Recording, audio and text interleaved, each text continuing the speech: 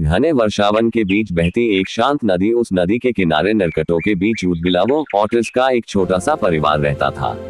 माँ ऊदबिलाव अपने 2 नन्हे बच्चों के साथ हर दिन यहीं खेलती, मछलियाँ पकड़ना सिखाती और उन्हें तैरना सिखाती थी।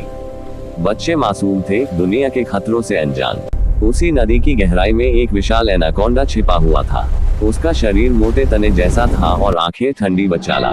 कई दिनों से वह भूखा था। पानी में हलचल होते ही उसका ध्यान ऊदबिलावों की ओर गया, खासकर सबसे छोटा बच्चा जो बार बार किनारे से दूर चला जाता था।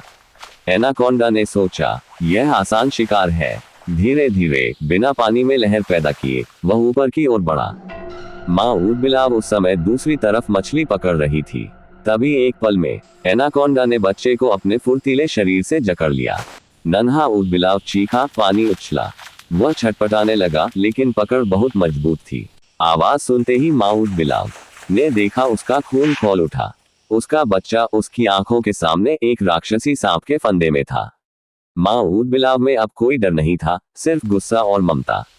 वह बिजली की तरह एनाकोंडा पर झपटी। उसके तेज दांत सीधे सांप की आंख के पास गड़े। एनाकोंडा दर्द से तड़प उठा और अपनी पकड़ ढीली कर बैठा। लेकिन लड़ाई यहीं खत्म नहीं हुई। दूसरी ऊदबिलाव माताएं जो पास ही रहती थी, शोर सुनकर आ गई। ऊदबिलाव अकेले कमजोर लग सकते हैं, लेकिन समूह में वे बेहद खतरनाक होते हैं। चारों ओर से उन्होंने एनाकोंडा को घेर लिया। एक उसकी पूंछ पर हमला कर रही थी, दूसरी उसकी गर्दन पर। माँ ऊदबिलाव लगातार उसके चेहरे और आंखों को निशाना बना रही थी। पानी में फुर्तीले ऊदबिलाव उसके लिए बहुत तेज थे।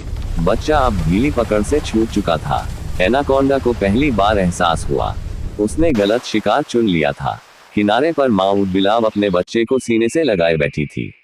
बच्चा कांप रहा था। दर्द, घबराहट और लगातार हमलों से एनाकोंडा कमजोर हो गया था। उसने पीछे हटना ही बेहतर समझा। वह गहराई की ओर फिसल गया, अपने घावों और हार के साथ।